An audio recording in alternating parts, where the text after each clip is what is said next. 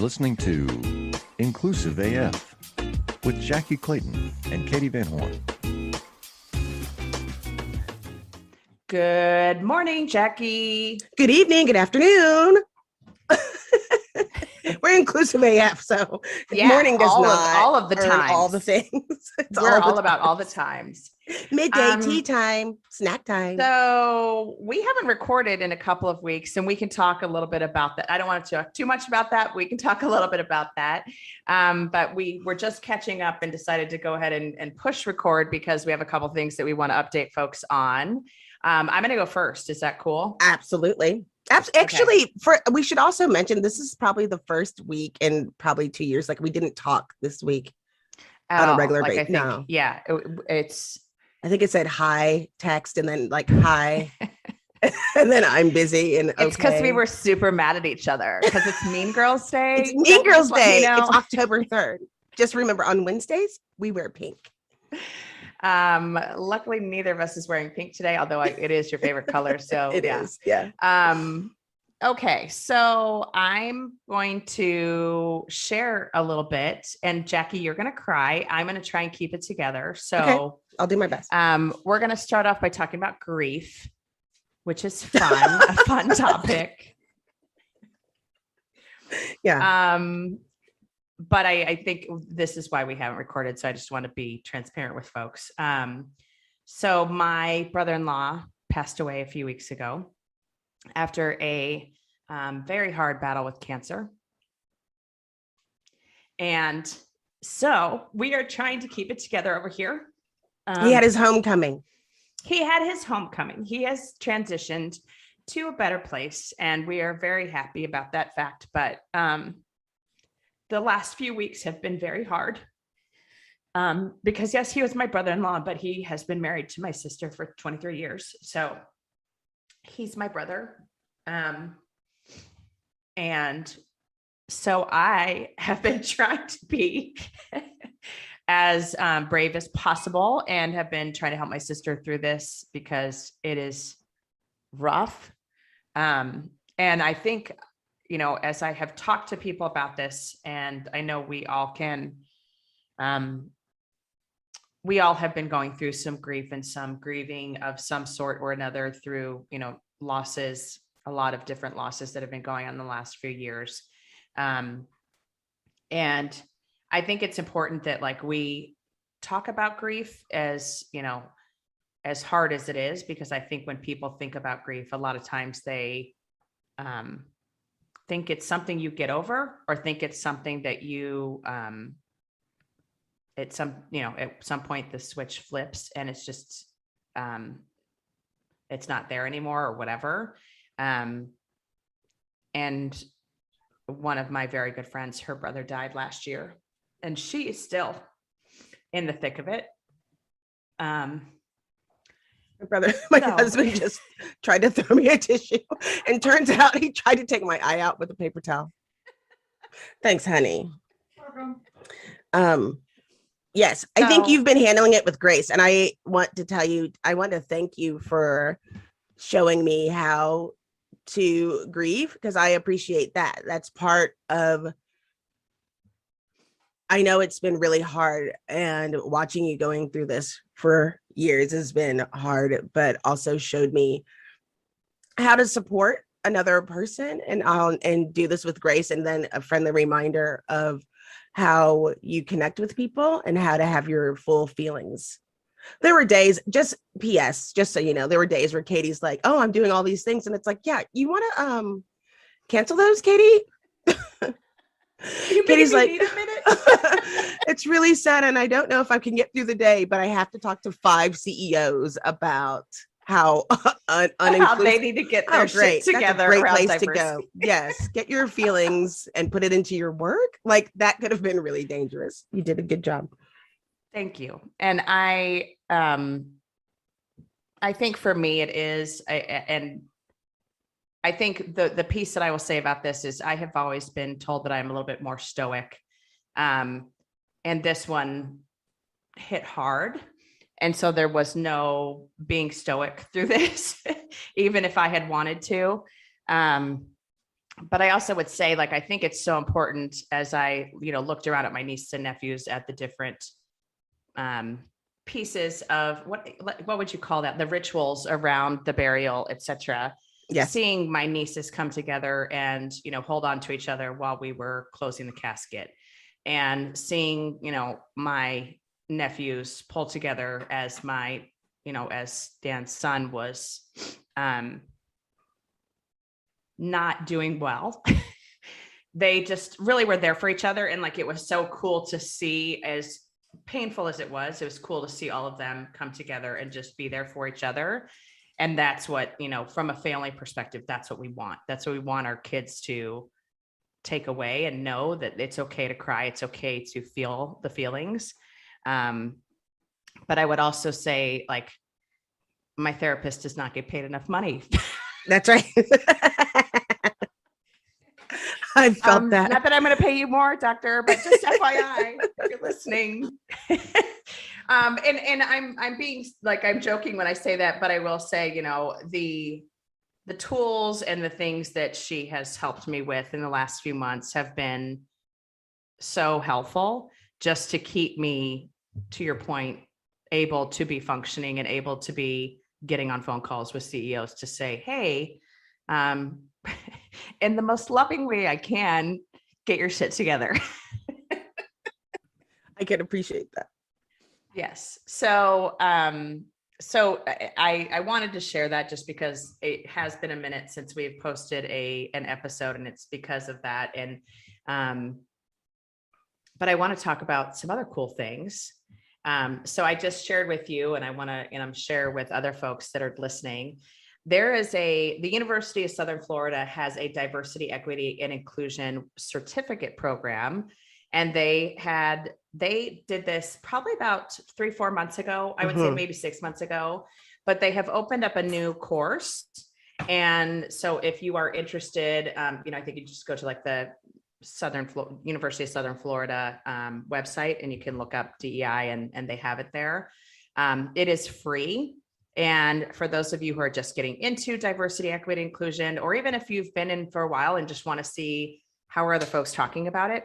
So Jackie and I think, are both going to sign up for it, just more from just kind of seeing what else is out there. And both of us are very committed to continuing to learn and grow our skill set as we go through this journey. And then the biggest update. Sorry. Oh, go ahead.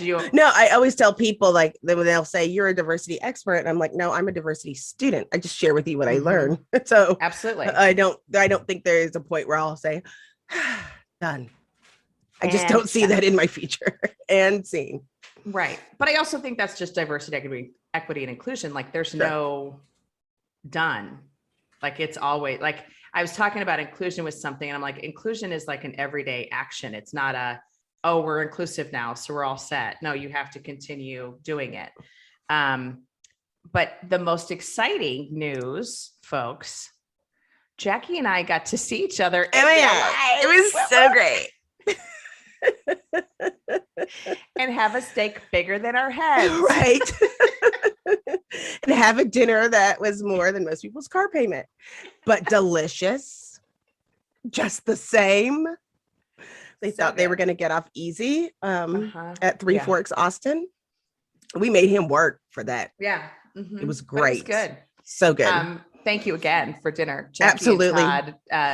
Jackie and Todd took me to dinner. So I guess this means, like, when the next time you guys are in Arizona, I need to like take you out to like Ocean Prime or some other. It's very, the only very places fancy. where I trust steak is Arizona and Texas. The only places. Otherwise, it's all okay. Yeah, I'm like steak. Well, there's this place called the Stockyards that's like old school steaks. Not old steaks, but old school steakhouse. Listen, the next time you come in town, town, all 300 years old. They've been aging for 55 years. They're jerk-like in a way, but it's very delicious. There's a place that I went to with William Tincup where his family took him. And if you go to it, it looks kind of sketchy when you get there. And you're pretty sure that they tell somebody, the person just like goes to the cow. Like you have to wait a little bit. I think there were some people in the oldest profession there, and the steaks are like $20, but they are huge and delicious. But I'm telling you, Very fresh. they were so fresh, and you definitely don't pay for the service, but so good. And it's like A&J Steakhouse, like literally, like it's the only thing on the side of the road. Best steaks in That's Texas. awesome. So That's next time. awesome. We'll go there the next time I'm in Texas. But I will say this, for those of you who have not gone to Three Forks in Austin, highly recommend. What was our server's name? Because he was very sweet. I don't remember. Todd will remember, but I don't remember. Right. There was also a lot of wine, to be clear. There was a lot of wine, very delicious. Very delicious wine. Lots of things. So Jacqueline, Yes. you had a topic that you and I like totally like stole the thunder by jumping in on No. my stuff. Tell No, me. you didn't. It was just one of those moments. So I'm very excited in my role as VP of Talent Acquisition and Diversity. Whoop, whoop. But it's just interesting because At- what At Textio. you got to go like this when you do the Textio, your Textio sign. Perfect. The sweatshirt. So, I just acted FYI, like it was you casually guys- up there. Jackie just got an important role and is taking over the world. I don't know if you're aware.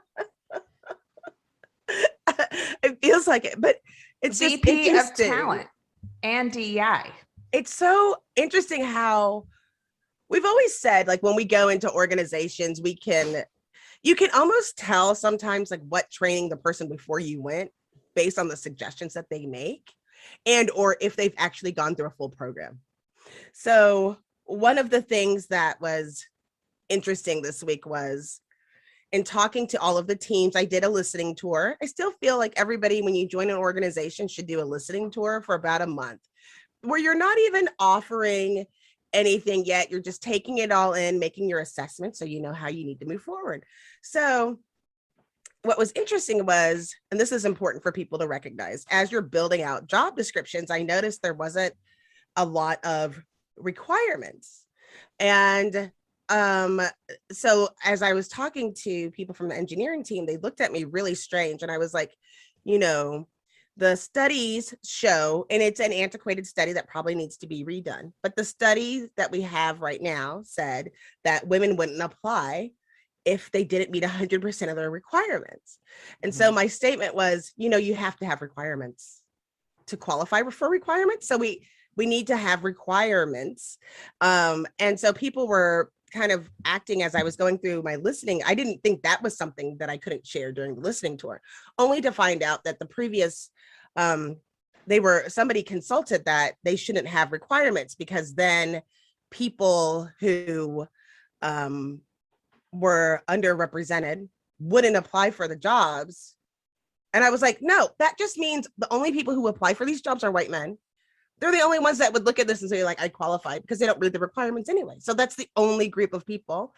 Other people are looking for things. And I realized this is a lot for a lot of organizations. And I just wonder how many organizations have gotten the information and just kind of added to what the experts say.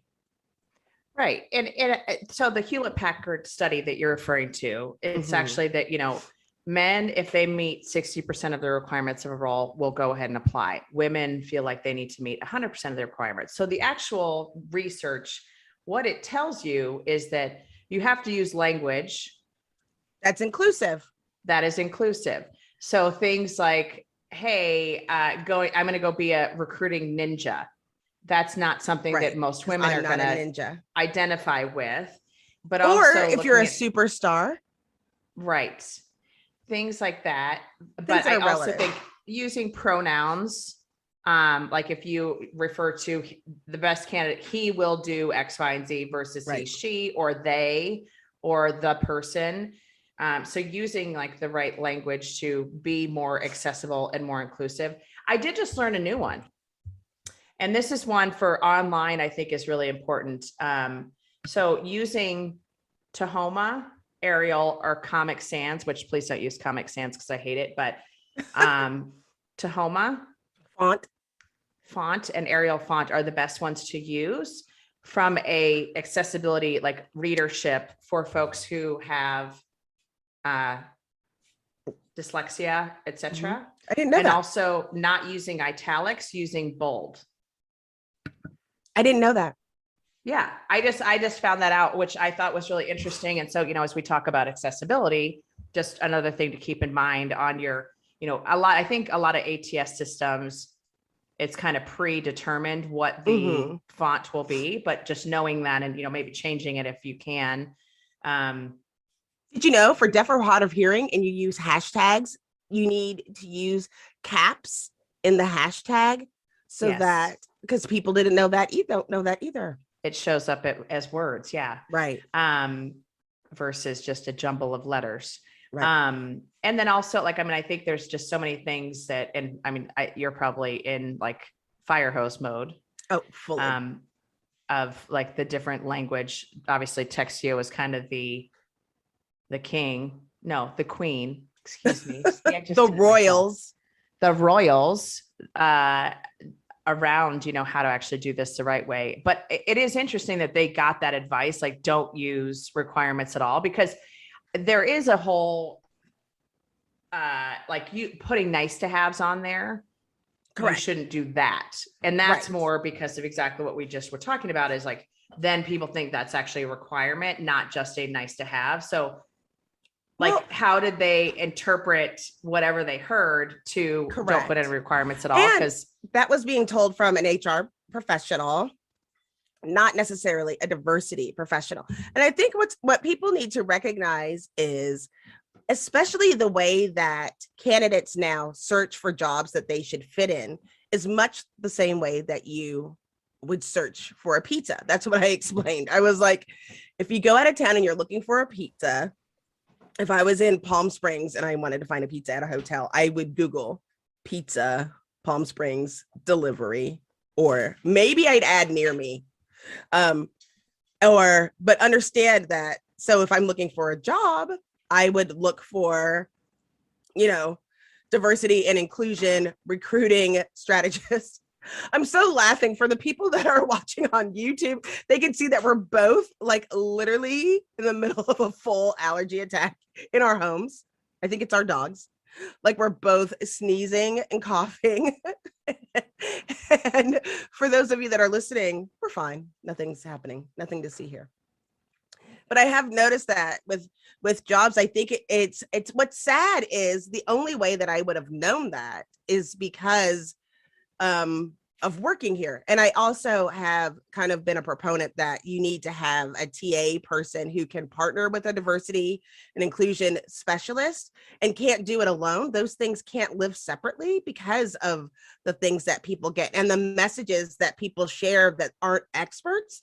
Unfortunately, in our industry, there are some things that really seem true. They seem factually true, but they aren't, that get passed down. Like, you have to have a certain kind of statement in your job descriptions or they're illegal. No, not true. Don't have to do that. They have options, or we have to make sure we don't say that we encourage females to apply. That's against the law, or no, you can actually do that as long as you can prove that that's been a group that's been largely there's facts, but there's also laws and legislation that has been built around these things that are really long.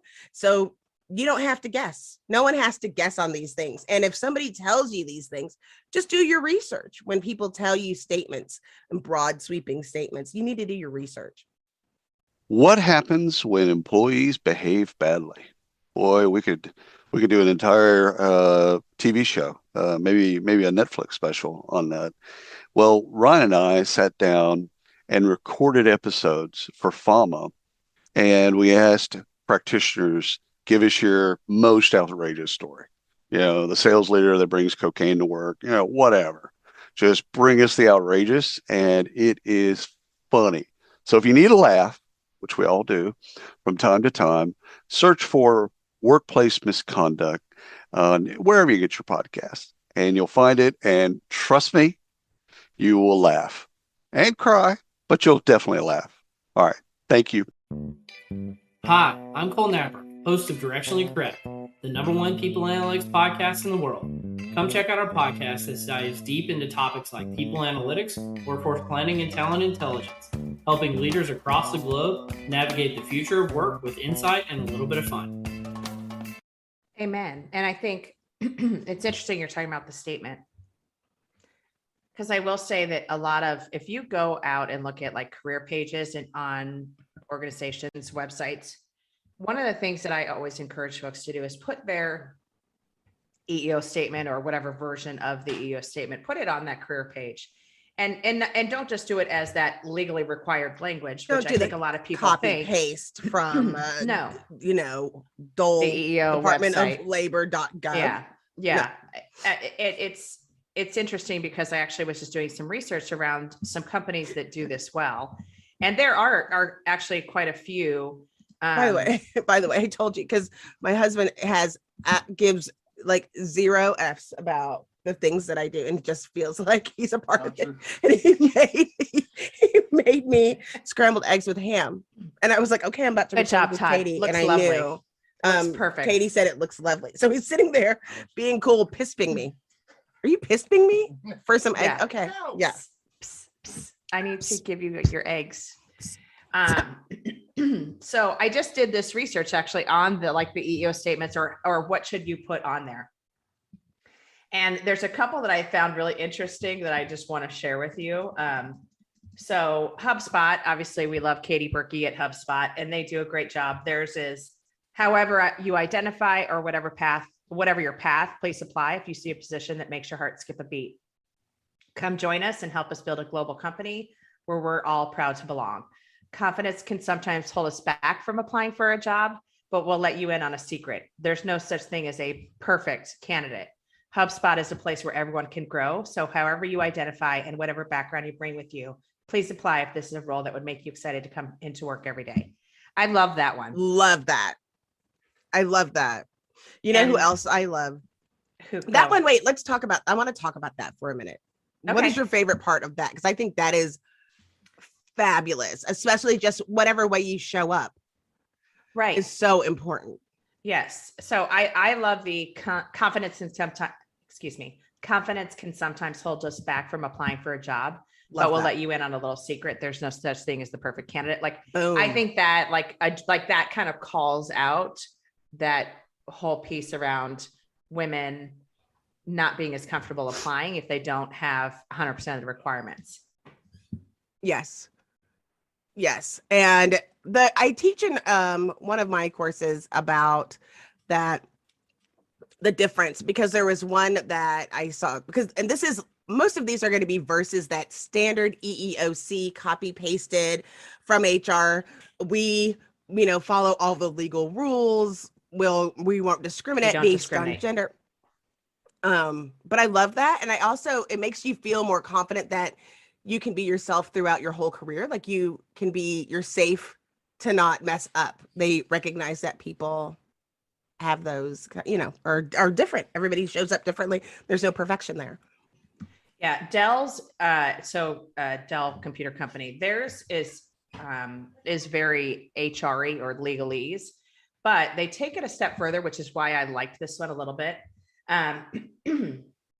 All employment decisions at Dell are based on business needs, job requirements, and individual qualifications without regard to race, color, religion, or belief, national, social, or ethnic origin, sex, including pregnancy, age, physical, mental, or sensory disability, HIV status, sexual orientation, gender identity, and or expression, marital, civil union, or domestic partnership status, past or present military status, as a protected, family medical history or genetic information, family or parental status, or any other status protected by the laws or regulations in the locations where we operate. So I thought that was interesting because they take it like way further than a lot of EEO statements. I am going to say this, and I mean, obviously I have an affinity towards GoDaddy. Yes. I like this one because they go through we will not discriminate based on these things. When it came to gender identity or expression, they also including against any individual that is transitioning, has transitioned, or is perceived to be transitioning. So like they're, again, taking this a step further, that EEO statement. There was one that I thought was very interesting and kind of, it made me chuckle. I don't know that I subscribe to this one, but I thought so workable. Their CEO actually has his statement, and his statement is, your gender, your gods, your sex life, your skin color, or your big shot uncle don't make a difference here. If you're smart and good at what you do, come as you are. So I thought that one was just, it gave me a chuckle. I want to read you my absolute favorite is Cisco. Okay. Yeah. So it says, why Cisco? We connect everything, people, processes, data, and things. We innovate everywhere, taking bold risks to shape the technologies that give us smart cities, connected cars, and handheld hospitals. And we do it in style with unique personalities who aren't afraid to change the way the world works, plays, and learns. Hashtag we are Cisco, where each person is unique, but we bring our talents to work as a team and make a difference, powering an inclusive future for all. We embrace digital and help our customers implement change in their digital businesses. Some may think we're old, 36 years strong, and only about hardware, but we're also a software company and a security company. We even invented an intuitive network that adapts, predicts, learns, and protects. No other company can do what we do. You can't put us in a box. But digital transformation is an empty buzz phrase without a culture that allows for innovation, creativity, and yes, even failure if you learn from it. Day to day, we focus on the give and take. We give our best, give our egos a break, and give ourselves, because giving back is built into our DNA. We take accountability, bold steps, and take difference to heart, because without diversity of thought and a dedication of equality for all, there is no moving forward. So you have colorful hair? Don't care. Tattoos? Show off your ink. Like polka dots? That's cool. Pop culture geek? Many of us are. Passion for technology and the world changing? Be you with us. That's awesome. I love that. I am going to say use one other example. And good, because then I can eat some breakfast. Yeah, eat your eggs. So Facebook has another one, or has one, and it is fairly, again, legalese. But one of the things they added on to their statement that they have posted on their careers page is, if you need assistance or an accommodation due to a disability, you may contact us at accommodations, blah, blah, blah, at facebook.com, or you may call us at et cetera, et cetera. And so they're not just, I think we all know, the folks that are in the HR world know that, if someone requests an accommodation during the interview process, we are legally, kind of obligated, unless there's some sort of reason why we cannot. We are obligated to provide accommodations. I like that they're taking it a step further and not just saying, okay, yeah, in the background, we'll do it. They're actually, kind of putting it out there that if you need this, we want you to apply. We want to be able to provide that accommodation, that kind of thing. So I just thought that one was really good and really interesting. I think it's important because most hiring managers don't know what to do and freak out and just will reject the candidate. Exactly. So I really like that. The rest of the statement is fairly standard, like any other, EEO statement, but I just thought that was really good. And I like the fact Todd that they're, again. I know, I'm trying to so keep good going. at ignoring him. Okay, I'm back. I'm out. Yeah. But I think it's, we talk about EEO statements, or we talk about, the application process, and there's just so many things that have shifted and are changing regarding job postings. And obviously the requirements is one of them, really being thoughtful about your requirements. And I think one of the other pieces that I've been talking about quite a bit with clients is the requirements around education, because we know that for so many organizations, there's just like these standard, you must have a bachelor's degree, or you must have, 42 years engineering experience as a level 1 engineer, which, is interesting because a level 1 engineer might not have 42 years experience. But the irony is not wasted on me that it is at the same time that white men are the lowest group demographic for actually obtaining bachelor's degree. The irony is not wasted on me. That's true. That is a very good statement. And I actually just had this, I just had this conversation this past week, and it is funny because I'm like, you are where you're seeing the degrees going. And so, yes, the irony of, All of a maybe we sudden, don't need to the worry majority about degrees. Black women Yeah. have degrees. It's the number one group for obtaining. So all of a sudden, oh yeah, we don't need those. Awesome. Yeah. Because people literally have lost their lives over this, and Yeah. literally had situations where that prevented them from going to school. I mean, both my kids are at HBCU, and still, even at an HBCU, there are professors and people that say, you might have a hard time because of your degree from this. Like, it's that same information that you get back, like, oh, you're gonna have to work harder, and we're glad that you're here, but almost encouraging people to go to a PWI, even within the ecosystem of a HBCU. PWI, please. Oh, sorry, predominantly white institution.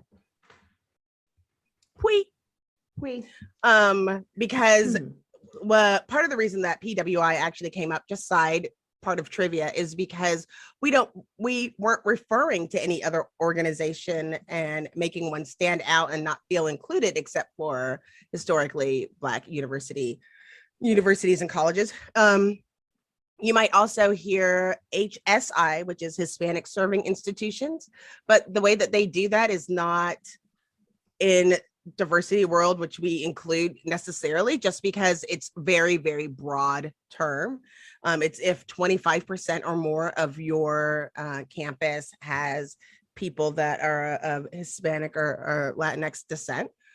And so I think like UCLA is a Hispanic serving institution, like Tech, UT.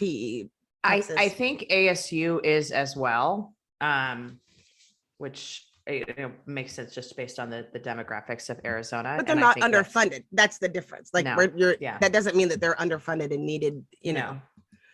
And most of the other part that's interesting is that most of the colleges, a lot of the colleges on the HSI list are public colleges and universities, whereas I don't know, all the ones that I can think of off the top of my head as far as HBCUs or historically Black college and universities are private entities. So they don't get that funding in the first place.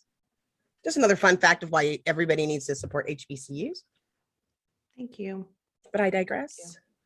And put Tabasco on my eggs. There you go. So, what did you just say? And put Tabasco. I digress and put Tabasco on my eggs. Oh, I thought you said, and I'm going to Mexico. And I was like, Hey, I'm well, not sure what maybe. that has to do. not quite ready for that. I'm on but board. Let's go. Full stop. I like a I'm good, out. I like a good trip every once in a while. Yes. Can we talk about one other thing that has come up recently in a few discussions with folks? Absolutely. Salary data on job postings. Yes. What's your take, my friend? Well, I'm not going to let you eat right now. Sorry, I you're know. going to have It's to wait till your It's eggs okay. get cold. Well, as you can, if you've ever seen me, I can hold on at least 5 minutes, not withering away. So my take and organization that I represent now is it's fully posted. And what's interesting is we have the range. There's like a science behind the range. What has been interesting is that we hire at certain states. I'm new. In fact, I probably should read to see if I'm even allowed to say the name on our podcast. I don't know. I think I'm good.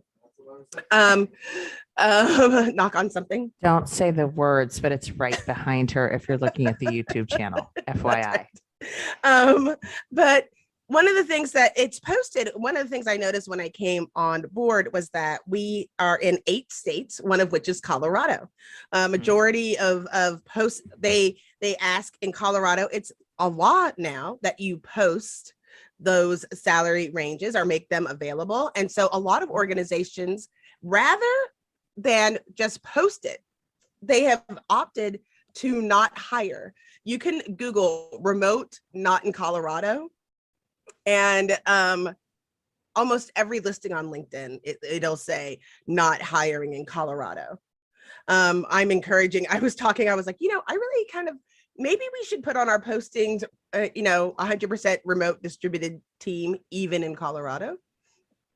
Yeah. But I think it's important. The other thing that I've noticed that is I don't even know how to feel about it from a technology standpoint is what's discouraging as we go to remote teams is the competition for tech talent and how skewed those roles are compared to every other role in your organization. You'll notice a level 2 software developer, or level 1 software developer, can get paid 130, 150, whereas a level 1, an HR business partner is like 40. Mhm. It makes it difficult for everyone. Yes. And I don't know why, I don't know why we can't also just accept the fact that these roles are actually important and we need to pay for them. Like, They that's the piece realize that- it when a lawsuit comes up now, don't Uh-huh. they? Yeah. And then it's like, sorry, I couldn't go to that training class because it wasn't in the budget. So I don't know what to tell you. Not sure what to tell you. Okay. So I think when I think about salary and whether you should post a range, whatever you want, whatever it is that you want to use, I just think it's so critical because I also think the amount of time that it's going to save you as a recruiter and as an applicant. Yes, sign me up because I don't want to have a discussion for hours and days and whatever, and then be like, oh yeah, sorry, that's not going to work for me on either side. Like, let's just get to it and actually get the right person in the role. So that's the other piece I'd have to say. We need to tell candidates how to advocate for themselves and the Mhm. role and what they're looking for. Like, it's good to have for everybody to post just to know that if you're getting priced out of the market, because if you're getting a high salary, that can be not great, right? We call it Mhm. Attached by the golden handcuffs in HR, where you hate your job, hate your company, have to stay because nobody else is going to pay you that salary. Because it's too high, versus it's too low, but you don't know, so you don't ask for what you're worth to skew Mhm. all those things together. And I think it's important. I wish that if you were like in the top, if you were in like the top, Sorry, the lights just flickered in here, and I was like, "What the heck is I was going like, on?" did she see any the UFO? Wait, yeah, she's the inside. ghosts are here. They've Um, arrived. if you, I wish they would make the top 100, like Fortune 100 companies, post their salaries, because Yes. then you kind of know where you're at. We shouldn't be comparing versus each other as much as we can look at other organizations that are in our same field, because that's what's disturbing. So, and what I mean is, like, I am at a startup, right? And so it's like when you're at a startup, there's a certain understanding that of how you get paid versus if you're at big tech. But then for some reason, people don't think about that when they're applying for jobs. It's like, I need to be earning $1 million regardless of job location Mhm. or money that you're Whatever, bringing in. yeah. And what you can bring to the table is hard to tell from that interview process. So Yes. I think it's helpful to see what the range is, even though sometimes the ranges are pretty wide. Right. But then you can also say, I think what has happened is we put people against each other saying what's fair, and we don't always look at what's going on in our organization and how we pay based on what our needs are as an organization. I'm going to say something. I'm going to go off topic for a moment, but I'll bring it back. I promise. Okay. So, I'm single. I don't know if you're aware, Jackie. You might be. Well, I And- hope so, because if not, Yeah. I haven't it's- met somebody in a very long time. It's weird. So I, in my history of dating, I've always had this like weird thing of feeling uncomfortable, being treated like when we go out to dinner or whatever, like when I'm on a date, I feel like I should pay, or I should pay half, or I should, whatever it might be. And so like having this like belief that like almost like sizing the person up from a how much do they make versus how much do I make? And so should I be paying because I make more, or because I have this perception that I make more, I have more money, or whatever it might be, which is a very odd thing to think when you're dating someone. But that's just who I am. I'm weird. I don't know if you're aware. And so it's a similar thing for me. And I think for a lot of people when they're approaching companies about their salary. And especially I think for That's right. women where you go, oh, well, maybe they don't have enough money to pay me this much, or, oh, wow, I probably shouldn't ask for that because it's, that's putting a lot of pressure on them. And like, for me, I do think there is this, you have to push and you have to ask the question. And the worst thing that can happen is they say no. That's right. Or the worst thing that can happen is you don't get another date, which that probably But you is know what okay. else, Katie? Because sometimes you do all the things too. Mm-hmm. This is judgment. Sorry, we're on camera and on this. Katie does all the things. Katie will go and she'll do things at night, and you do work really hard and you're doing all these things. Sometimes I wonder if you feel like because you're single that you have to work certain hours and certain times. Because I'm not wonder if comfortable that's with this ever- line of discussion. I just wonder, I observe as I'm exhausted and saying, oh my God, I'm going to bed. There have been times where Katie's like, oh yeah, I've got to do one more thing. I've got to do one I more have 22 thing. more things to do before I turn off the lights. And I am older than you, but we are in I the like a same minute and a half. range. Okay, just settle down. So I'm like, okay, I'm tired. Aren't you tired? Aren't you tired? You don't have to Perpetually. do all the things just because, Yeah, no, I get it. I think I also think that's a whole it's a different dude. show. I'm like, again, maybe you just need to come to a therapy appointment with me because it's a whole thing. Yes. Can I go to a whole? Somebody said I don't want anybody to speak on my behalf. And I was like, I've got literally 4 people that can speak on my behalf, regardless of the topic. I could say, Yeah. Katie, can you be Jackie today? Oh, well, Jackie would say this. And it's like one Yeah. of those things where I think I would love to go to a therapy appointment and say, I'm going to be Katie today.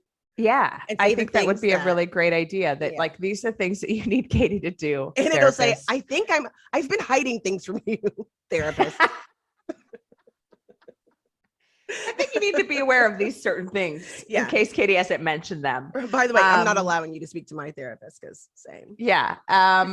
But it would be a hoot because I'm sure my doctor would love that. I think, yes, I am very driven, but I also think, I mean, that might have something to do with the fact that I'm like the youngest of 7 kids and there's a lot there. You think? That Mhm. might, yeah, maybe. Possibly.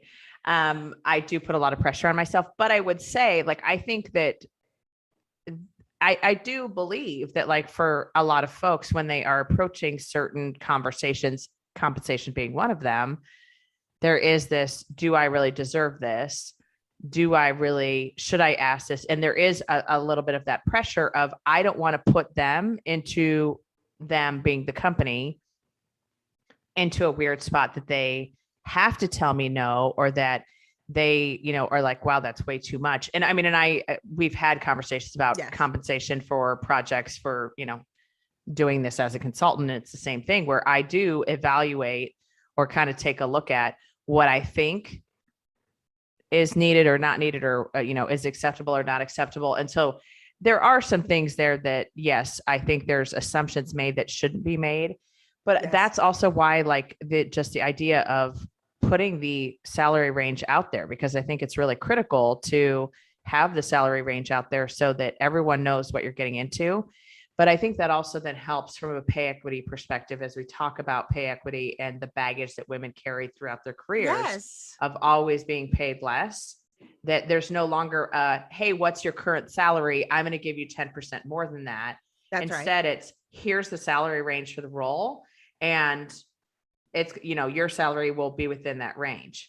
So I think that we talk about systemic racism, but there's more to the system than just racism. And one of those that that has been passed down From generation to generation. generationally. Yes, thank you. Is that part of the reason that men paid more is because they had families and then they had kids and then they had a spouse that wasn't going to be part of it. And that system is still in place, whereas that's part of why people haven't caught up, because it's like they've been basing it since then instead of doing drawing a line in the sand and doing it all evenly. And I think one thing that's very interesting is that Salesforce did that, and they said we're going to pay everybody equally, but they've had to do it 3 years. That's how I was embedded going to say, the system is. Like, okay, everybody's fair, and then they're like, okay, it's review time. Wait, how come you're still paying men more? Like, everybody was even. The work was balanced. So it just shows you how embedded those damn the recruiters. system is. You know how those damn recruiters are. I do. Oh, I do. So I know we just went kind of all over the place on I this think episode. it was good. I think this is going to be everyone's favorite episode. I can imagine that it will. I cried, so that's always a win right there. If I cried, it just I think I cried. That's in the just most recent a episode. Tuesday. Yeah, they're like, wait, it's Sunday morning and Jackie cried. Yep, that feels right. That feels totally right. Kleenex, but stock just went up. Yeah, we're gonna go ahead and call this one, I think. And thank you all for listening.